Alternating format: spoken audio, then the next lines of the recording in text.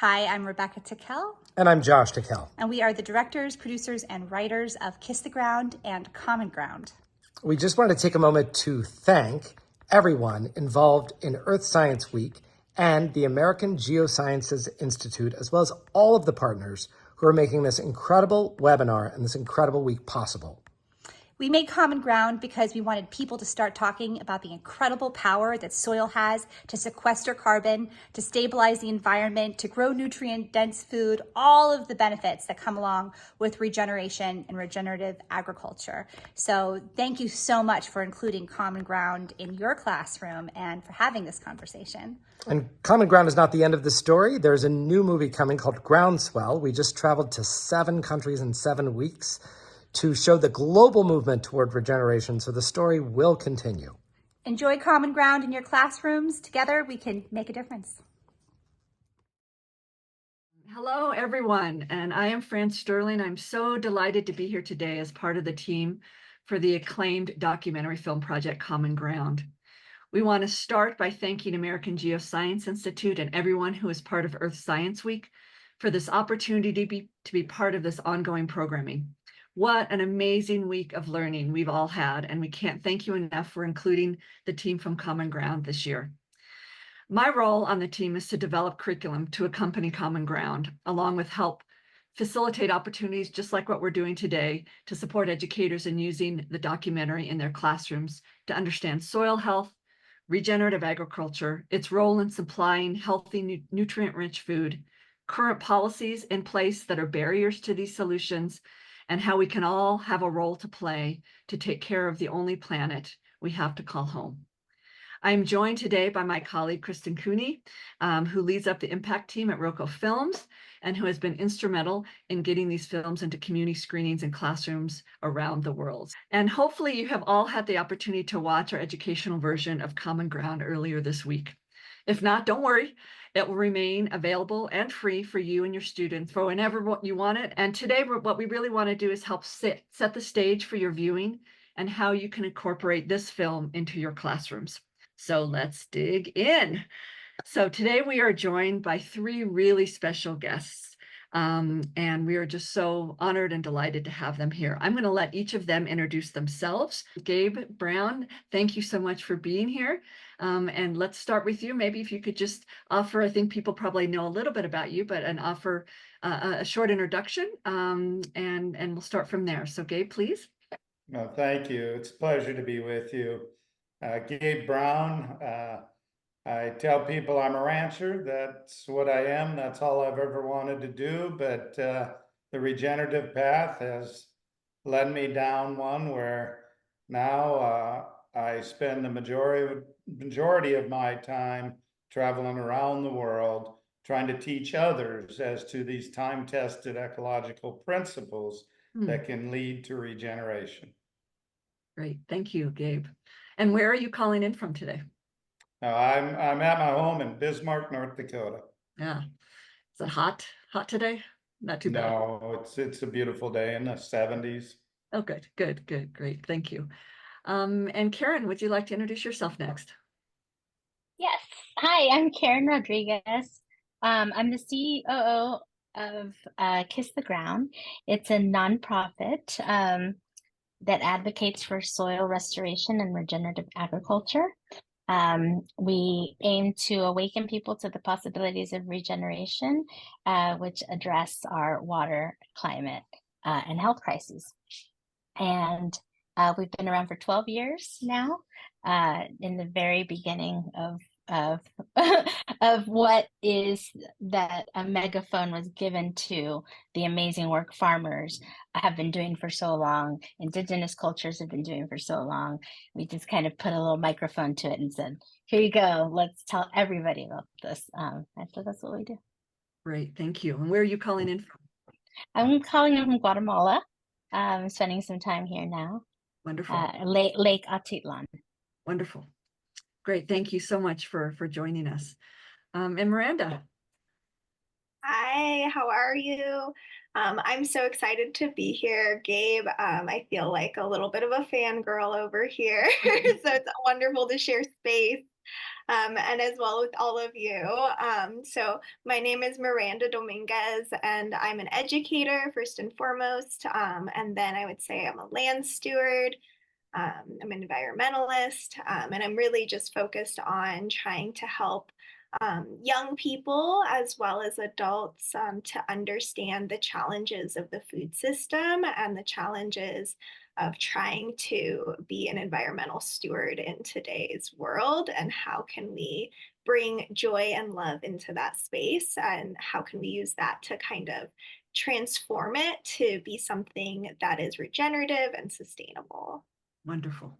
And I know we're going to learn a little bit more about your work too as we dig a little bit deeper. So thank you. And I certainly want to give Kristen a chance for you to introduce yourself as well. My name's Kristen, and I'm with Roco Film. So we are the partner that has been in place for, going on 6 years now, I believe. So if you have, if you're watching this and are an educator and have used Kiss the Ground in your classroom, chances are you got it from us here at Roco Film. So we have really been tasked with bringing Kiss the Ground, Common Ground, and hopefully Groundswell to educational farming community audiences around the world.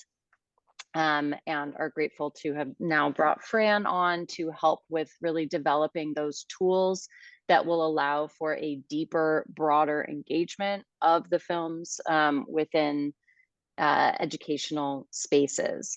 So we're the film people here to just help make it easier, smoother, and to help the film come into your classrooms. So thank you so much for being here and for being interested in this topic and for being the steward of this information to your students.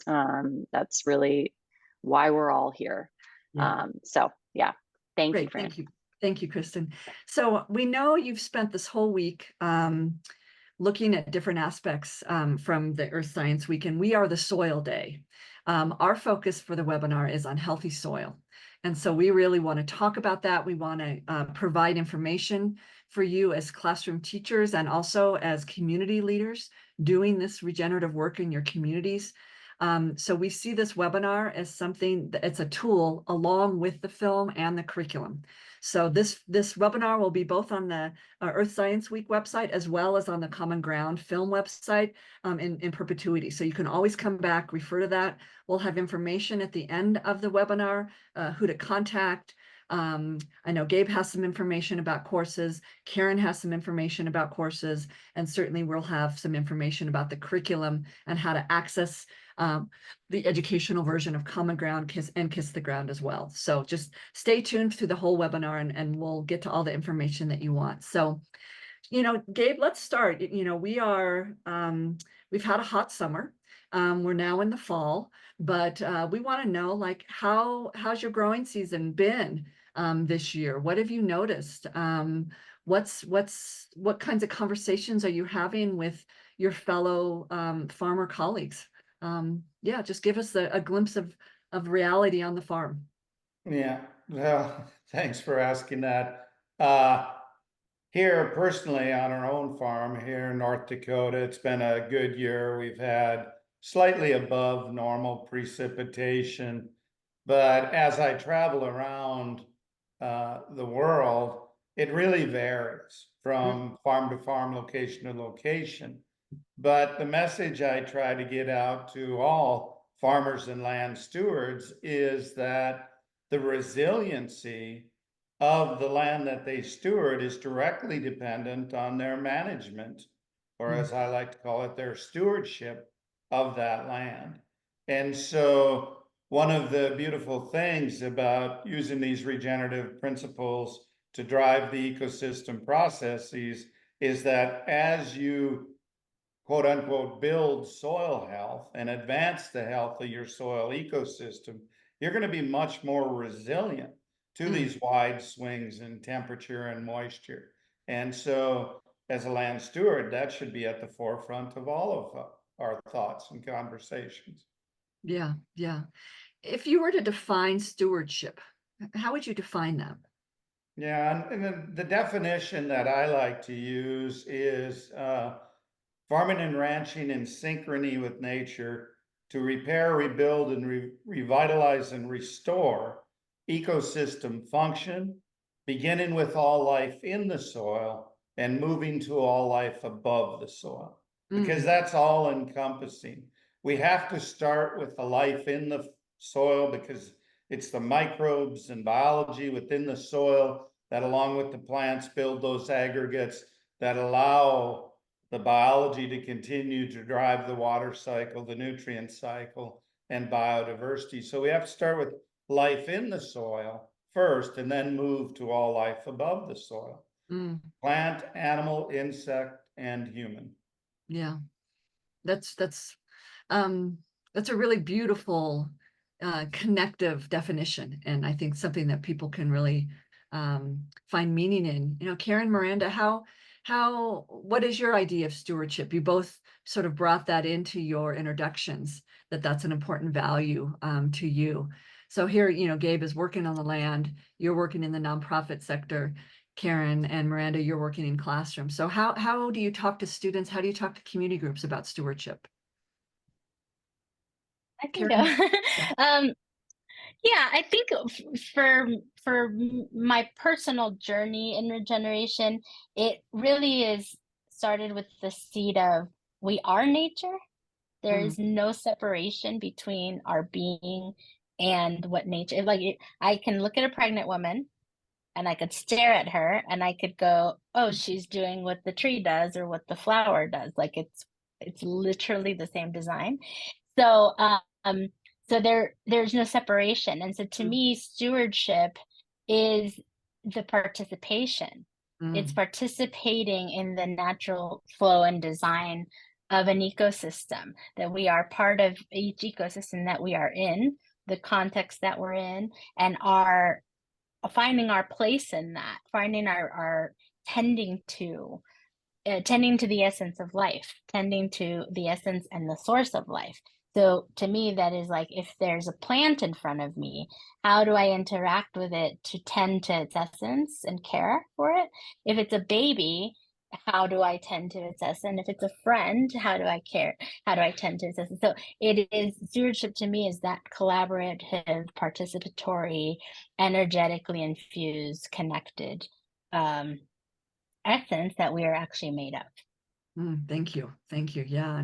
And as an educator, Myranda, when you are teaching this to young people or to students, what are some of the things that you have relied on to make those connections of stewardship for students?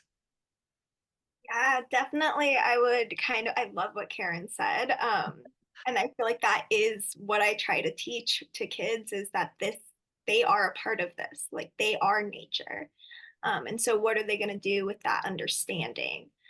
If we're looking at, all of these issues, like how are we going to understand that we are nature as we go through in society, as we kind of grow up and go through the educational ladder, how are we going to continually come back to the understanding that we are nature and we have this responsibility to steward nature in a responsible way. And so I try to rely on things that would help build connection and relationship to nature. And so my focus, especially with younger children, is to really cultivate that love and that like personal relationship to nature.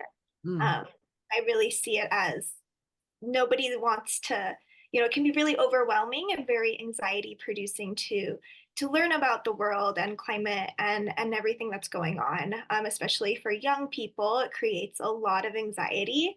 And so I try to really foster that love and that relationship, because then once they have that as their base, I really see that as they will save something they love. They will do what they can for something that they love. And if that relationship is a strong bond, that's just going to serve them well in their like own personal health, but also the world and our society. So I would love, to start with Gabe, like who are the teachers? How did you learn about regenerative agriculture? What started your journey to where you are today? Well, my interest in agriculture came about because I was born and raised in a city. My interest in agriculture came about when I took a vocational agriculture course when I was a freshman in high school. And I became just infatuated with agriculture. And shortly thereafter, I started working on farms and during the summer months, and that only further spurred my interest. My interest in stewardship and regenerative agriculture really came about from those 4 years of natural disasters while I was farming, and how as I was no longer able to financially afford the chemical inputs, I noticed the earth responding favorably. And I really realized that I was doing more harm than good to the ecosystem. You know, we noticed insects returning, and birds, of course, followed the insects and other wildlife. And I noticed diversity increase. And that's what really propelled my interest in these ecological principles, and really my interest in being a good land steward. What sort of, when you bring that story into people that perhaps are a little bit resistant, I mean, you bring up an economic argument, right? That it was natural disasters that pushed you to get there. So if you don't have, if you meet a farmer or a science teacher or a biology teacher or a chemistry teacher who says, well, you know, they haven't had the 4 years of natural disasters, they haven't had that reality. How do you approach their resistance? So what I always try and do is I try and find what we like to call common ground. Where is their pain point? Where's their interest lie? Does their interest lie in climate change? Is it in clean water? Is it in the quantity of water? Is it in impoverished rural communities? You know, lack of profitability if it's a farmer or a rancher? Or is it in human health? You know, because all of those things to some degree can be addressed through regenerative agriculture and through being a good land steward. So wherever I try and find where their interest lies, and then I'm going to spin it so it always comes back to being a good land steward, because inevitably it does.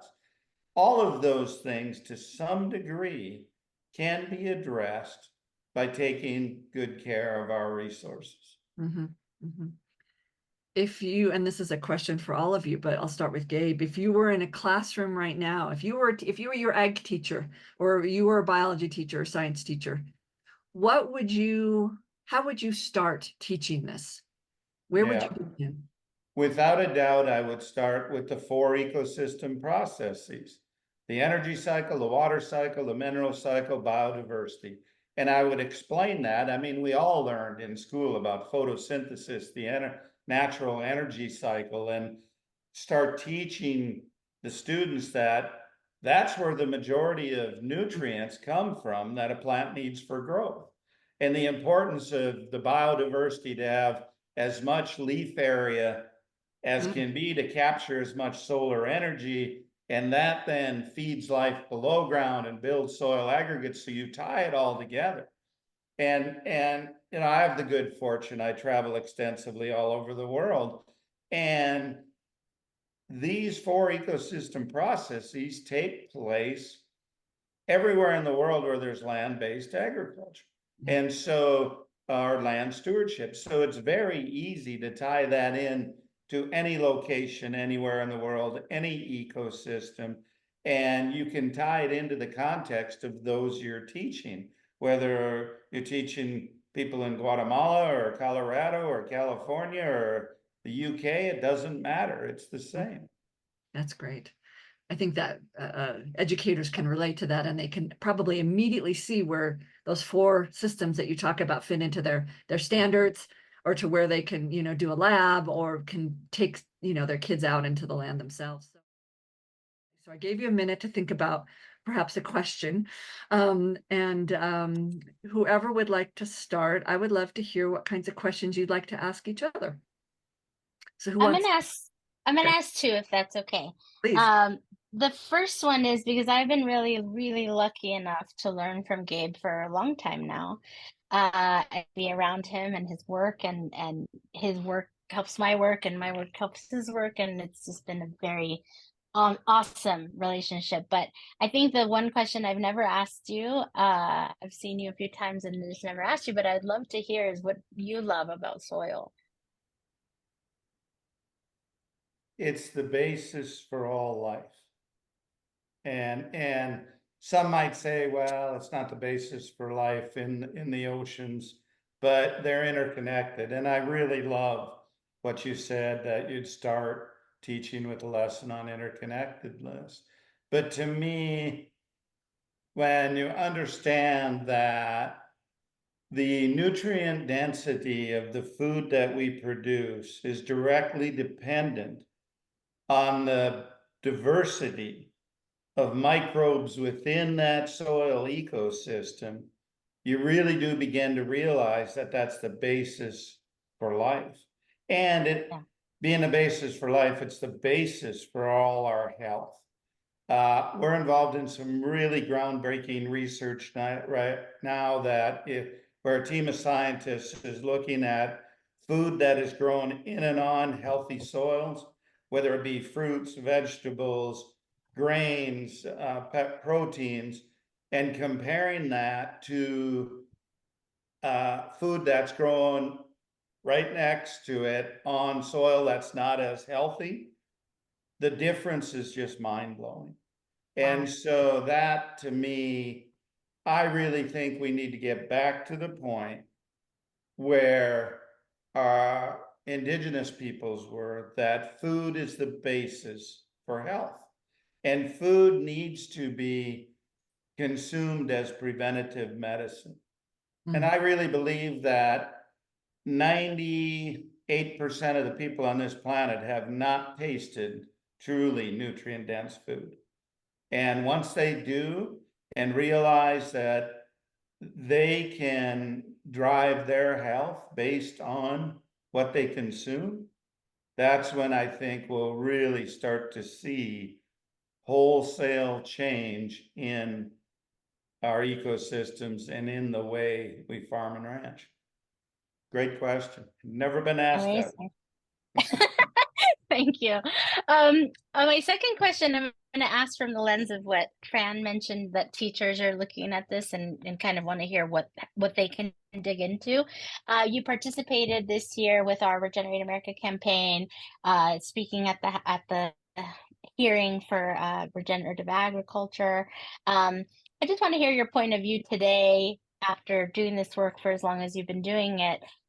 What you see, having seen what you've seen in government, having spoken to government about the Farm Bill and being so deep in it, what do you see as some of the needs that we need to address or focus on as a public in order to influence?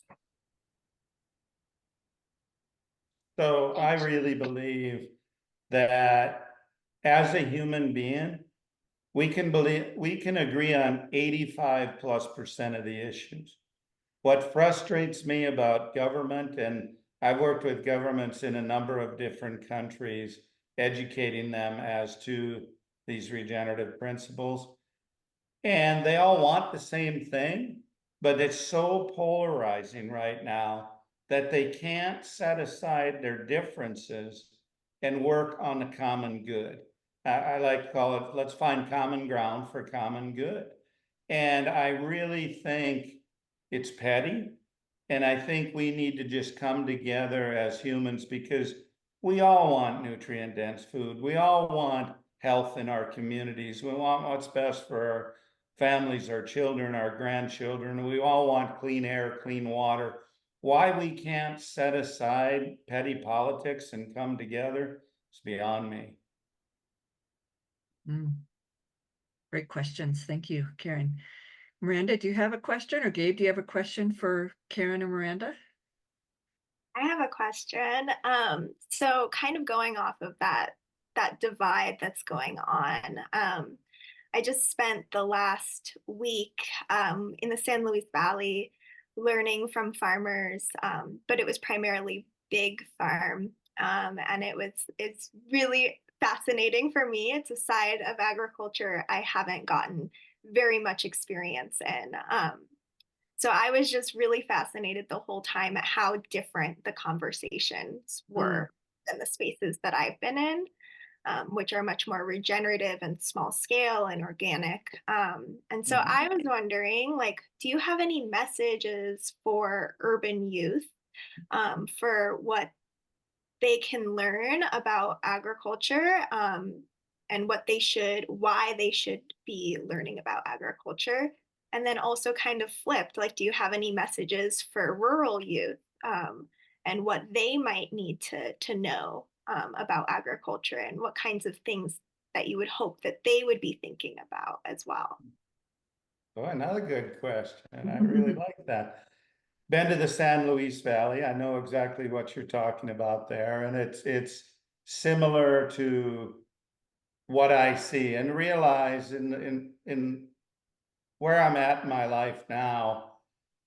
I can be talking 1 minute, like here we are today. It's early afternoon, and I'm already over 9 hours into Zooms for the day.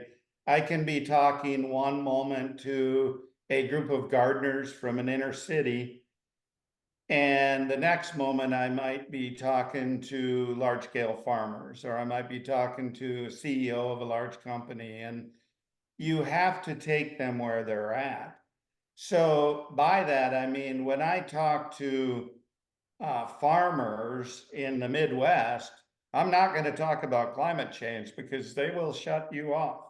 However, when I talk about farm profitability and farm resiliency, their ears are going to open and they're going to engage. Well, it's the same thing. You know, why do we see climate change? We see climate change not only because of farming and ranching practices, there's a lot of things going into it, but it's degradation. And so I talk about to large scale farmers about the degradation on their land. When I'm talking to urban youth, why does it matter to them? Well, then it's going to come down to human health. And the biggest driver, we have to understand that the current production model we have now in agriculture was directly driven by consumers voting with their buying dollar, right? So urban youth need to pay attention because of their health. They need to purchase regeneratively grown and raised products and realize they can be the main driver for change, for good. So, and there is one other point I'd like to bring up about urban youth. I firmly believe the next generation of great leaders in agriculture will come from urban youth because their minds are open and they are going to be much more open to change. Let me give you this as an example. So my son grew up knowing only regenerative agriculture. He graduated from a high school class of about 300, of which approximately 50 were directly involved in agriculture or their parents were. Today, he is the only one of those 50 that's actively farming and ranching. See, their parents were stuck in a conventional mindset, closed-minded. These urban youth are going to have open minds, and they are going to listen to you and others and go down a different path, one that's back farming and ranching in synchrony with nature. And that's a good thing.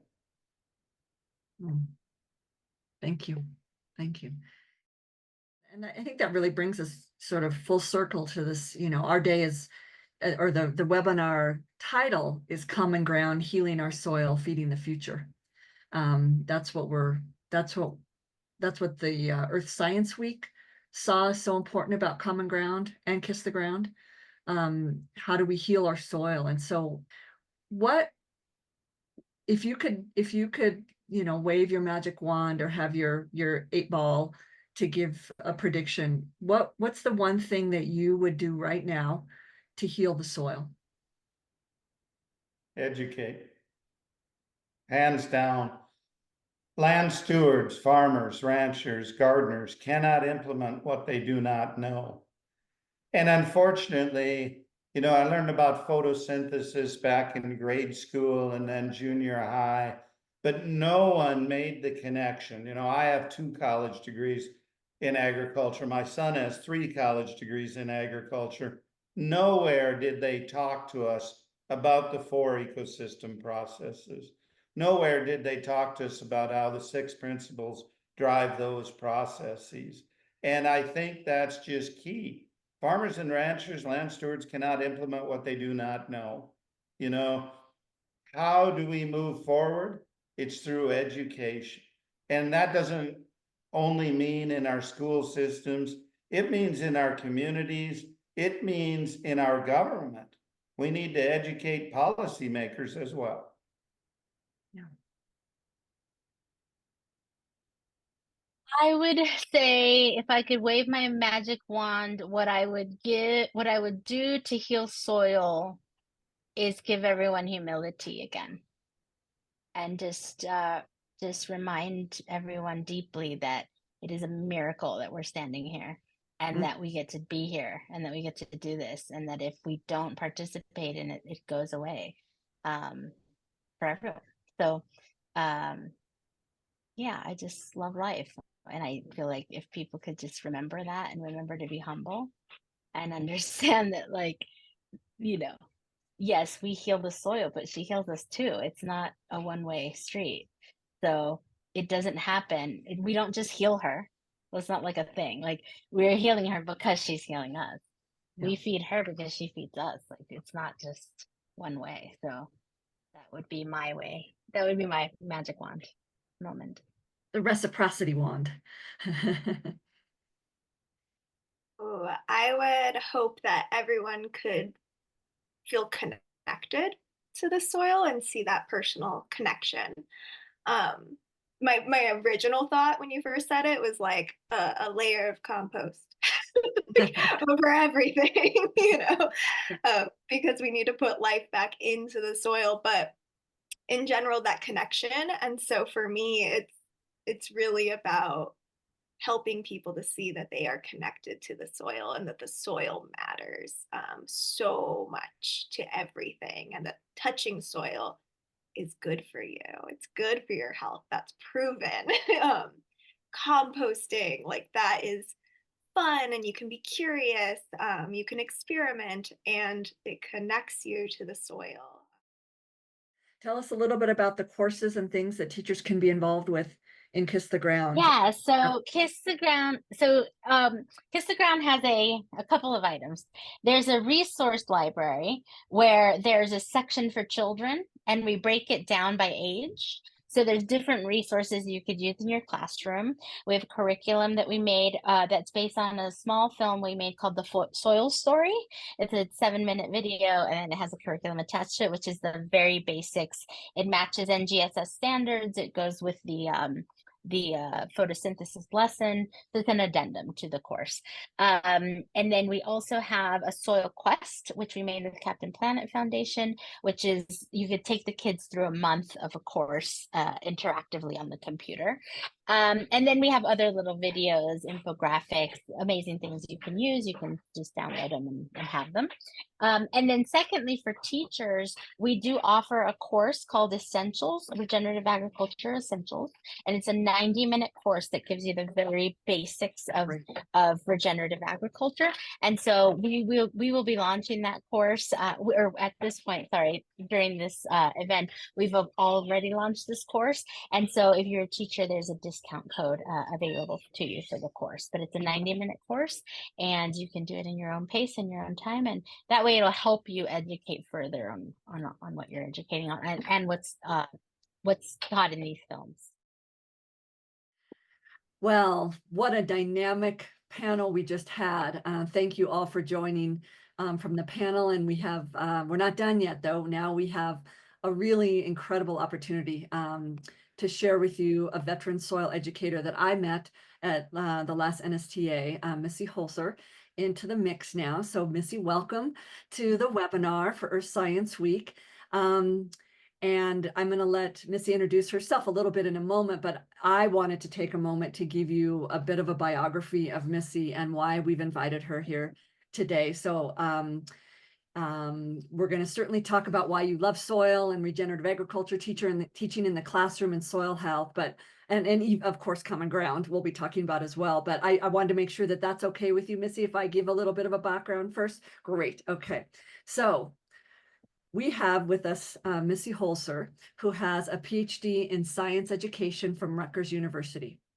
Her dissertation title was Building Bridges to Climate Literacy Through the Development of Systems and Spatial Thinking Skills. Wow. She also has an MS in geography from Rutgers, an MAT in science education from the College of New Jersey, and a BS in environmental planning and design also from Rutgers. So those of you from Rutgers, you have an alumni amongst you. And besides this quite depth of education, Missy also has 30 years of science teaching experience in New Jersey. She taught courses in earth and space science, AP environmental science, dual credit honors, physical geography, marine science, and astronomy. Today, she is currently a science education curriculum designer specializing in standards implementation. In addition, she's an adjunct. In all her free time, she's an instructor in the Department of Geography at Rutgers, at the University of New Jersey, and at NASA's Endeavor STEM Teaching Certificate Program. She is also the lead master teacher in the NSF funded Model Evidence Link project. Now, alongside that, Missy has also published extensively in her areas of expertise and is deeply involved with National Earth Science Teachers Association. Many of you may recognize her, in fact. She is currently the secretary and was president from 2012 to 2014. For her service to NESTA and the Earth Science education community, she received the Jan and Stoney Lifetime Achievement Award.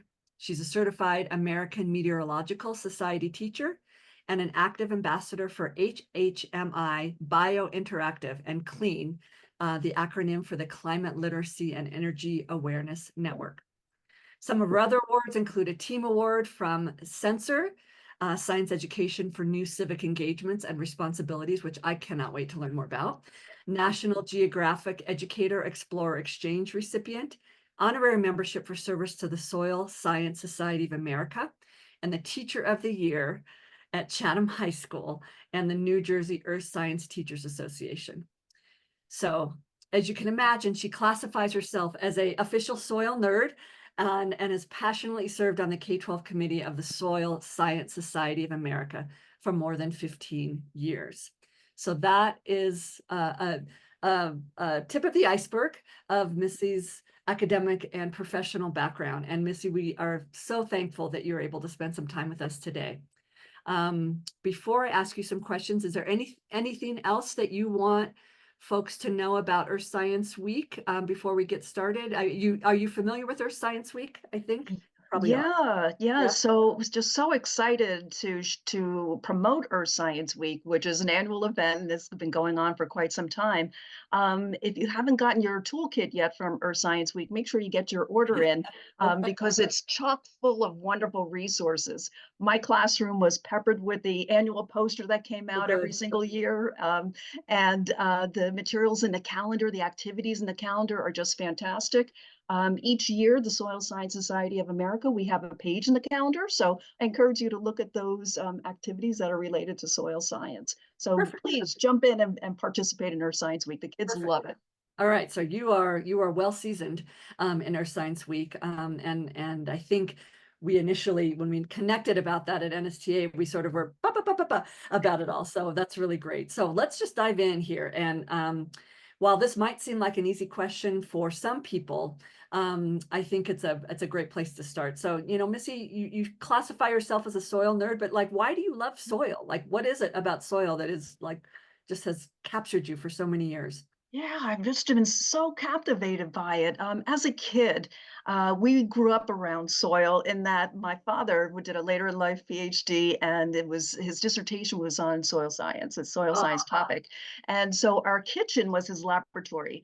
So we had the soil sieves out, and he was shaking away and separating the soils. We had the Munson soil identification chart in there for the colors and all that. And I still have his collection of sieves.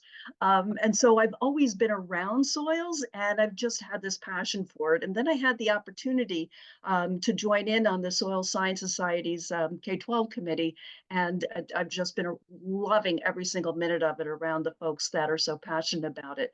But one of the things I absolutely love is that soils are the great connector in life. And without it, we wouldn't be here. I love complex systems thinking, and that's what soils are.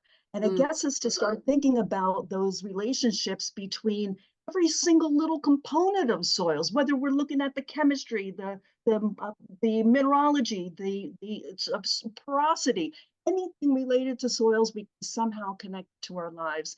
And without the soil, we don't have life. So yeah, that's a wonderful way of expressing that. Thank you for sharing that. And I think that really speaks to, I think, the groundwork, no pun intended, of Common Ground, and the stories that we have within the documentary. And so I know you've seen the feature documentary.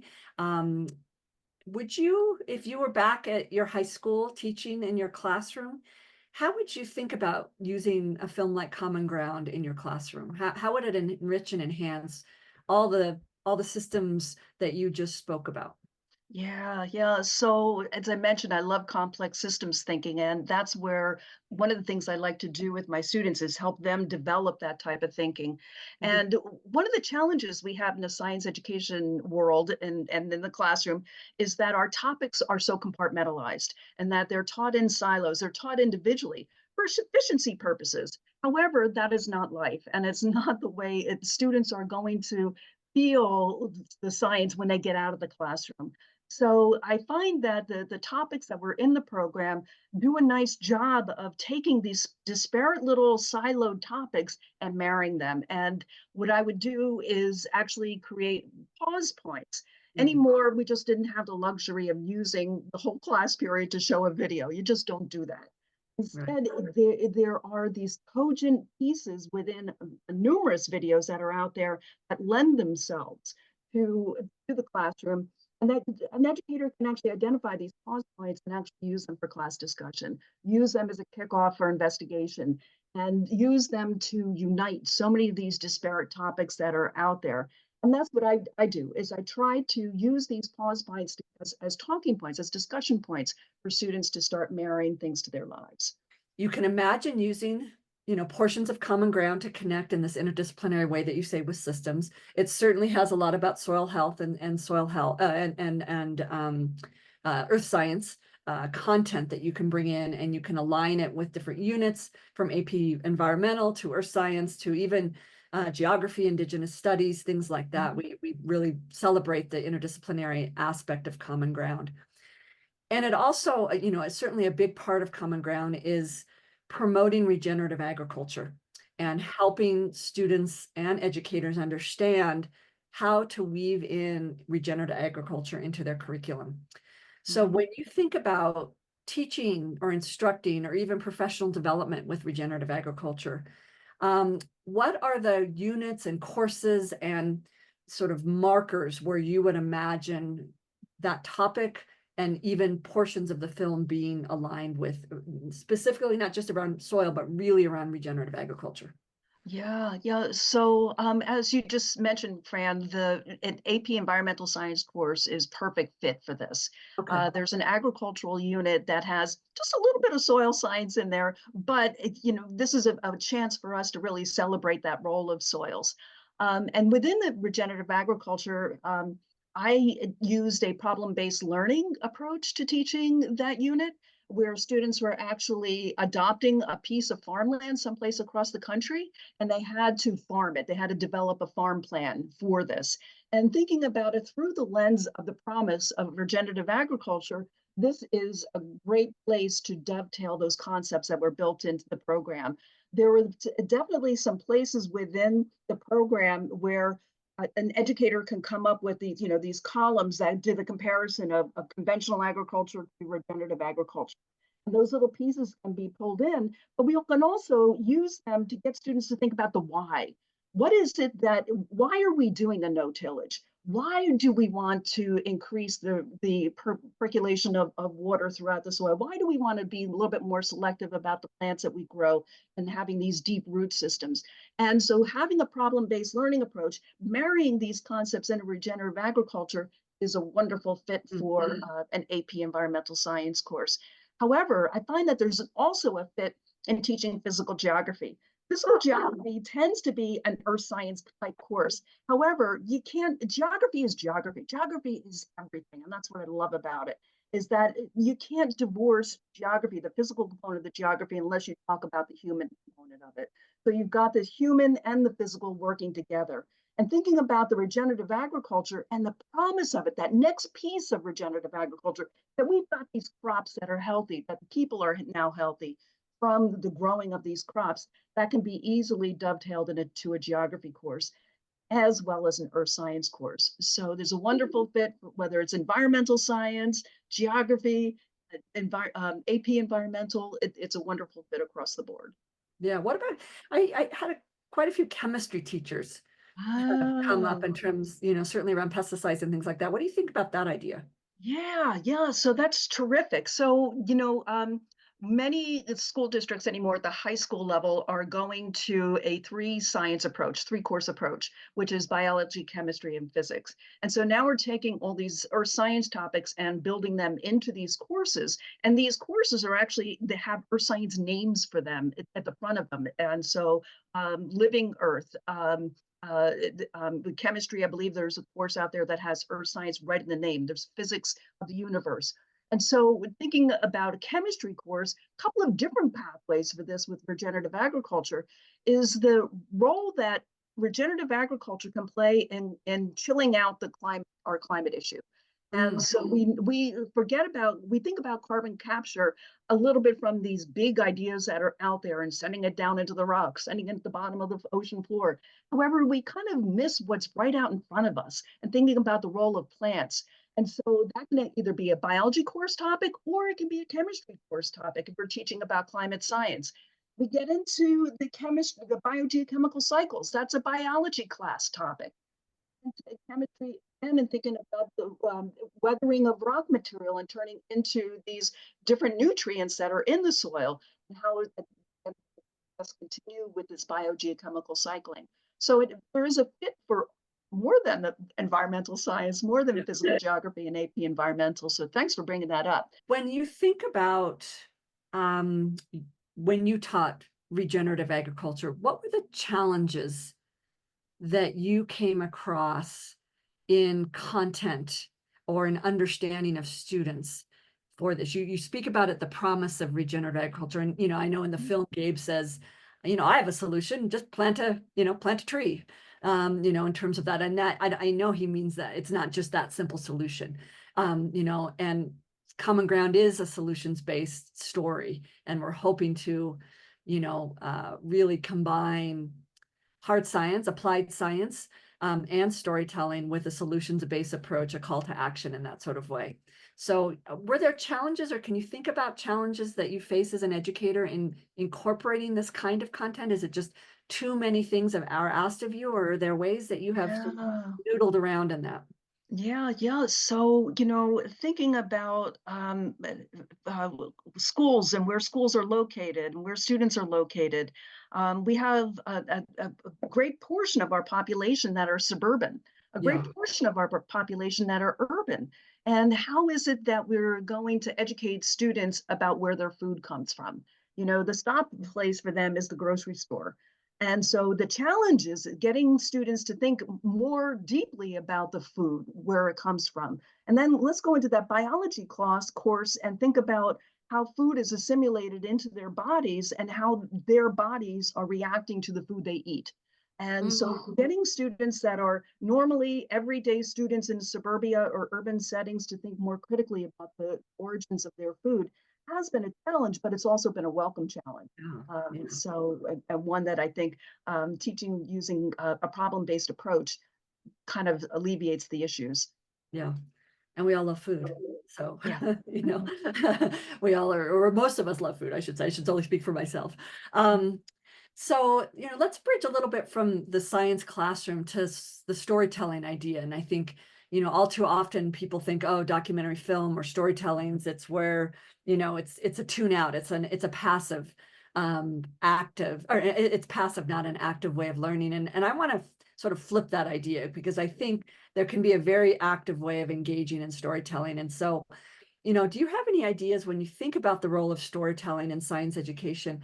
Does anything come to mind that you recall or that you really love that engages students, using their brain or using their emotional head, heart stuff differently with storytelling in an applied science course? Yeah, yeah. So when I think of storytelling in science education, I think of case-based learning Mm. and students and bringing cases of different that are related to different topics, but are somewhat on the complex side, and bringing them into the classroom and allowing that students the opportunity to figure them out.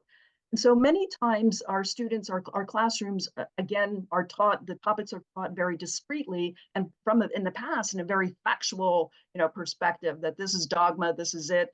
You memorize this and come back and take the test and you're good to go. But what this storytelling does, it actually puts it out on the table and allows students to do more of an investigative approach. In science education, we use more of a phenomenon approach to teaching and learning at this point. And what we want students is we want students to figure out the whys and hows of events and occurrences. Using storytelling is a wonderful platform in order to do that. And I mentioned pause points within videos. This is where we can have pause points within the story and have students engage and discuss and try to figure it out. Go into the laboratory and bring that piece of understanding back to the story and have them work with the author to figure out the plot as the plot moves along. So I think that it's a storytelling it provides us, especially in teaching applied sciences, with a wonderful opportunity to engage students. With students in mind, I can't help but ask you sort of a last question.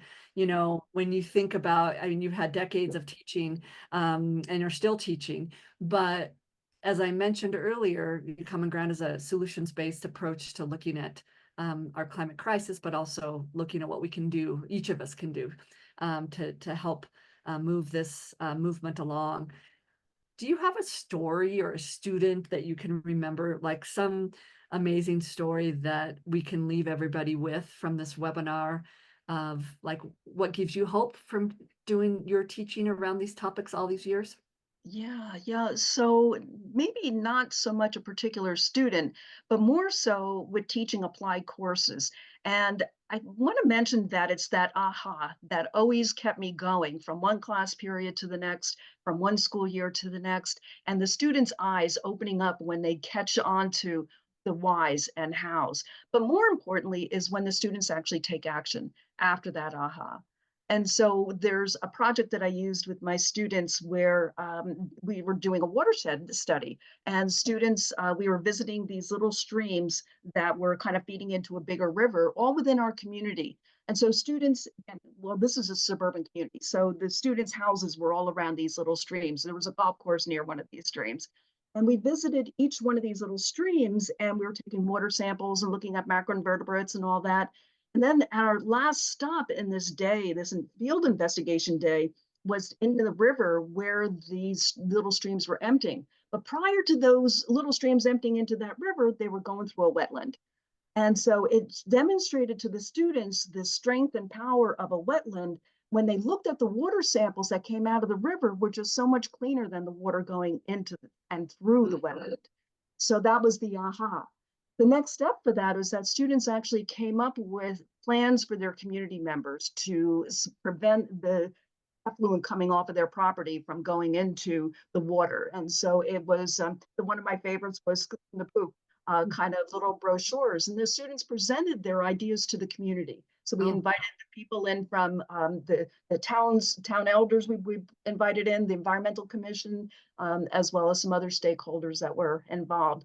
So, this was the aha when they saw that clean water, and and then the student action that came after that. So it's a story like that aha that they, whether that action is a simple one in their lives or it's a grander one. It could be one where they're joining the environmental club and they're taking action, or the sustainability actions, or some of the things that we had going on in our classroom building.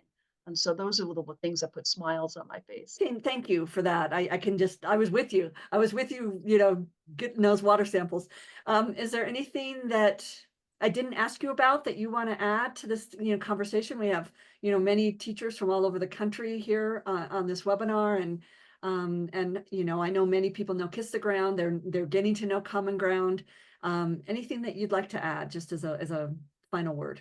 Yeah. So I encourage, if you haven't watched Common Ground, I encourage you to watch it and think about those integration points of the content from the program in your different courses. I think you're going to find it's going to be an easy fit, but also that the content in there is easily transferable to investigations in your class. So make sure that you take a look at the materials that Fran and her team have provided for you to easily integrate the Common Ground concepts into your curricula and have fun with it.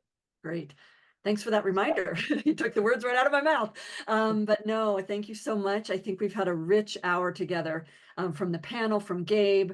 You know, thank you, Karen. Thank you, Myranda. Thank you, Kristen. Thank you, Missy. Thank all of you for joining us. You know, here we are in the fall. All of us, you know, depending on where we are in the country, you know, fall is upon us. The plants are hibernating or starting to hibernate, and we're going to go through the season again with our agricultural lives. And I hope we can, you know, feel inspired, informed, and also just really hopeful about the promise of regenerative agriculture that not only our panelists, but Missy has shared. Like we are, you know, all part of that solution. And we can't thank you all enough for joining us. And let us know, you know, look for all of our materials on our websites that we'll put later on in the next slide, or contact Youth or Earth Science Week. We do have a magnet in the packet that looks pretty similar to what's behind Kristen there, that we hope all of you can put in your classrooms. I have one on my fridge, you know, wherever it makes sense. If you want more, let us know. But that QR code will clue you right into getting those materials. So thank you all for joining us, and hope you have a great Friday and weekend, and we look forward to being in touch. Thanks so much. Bye-bye.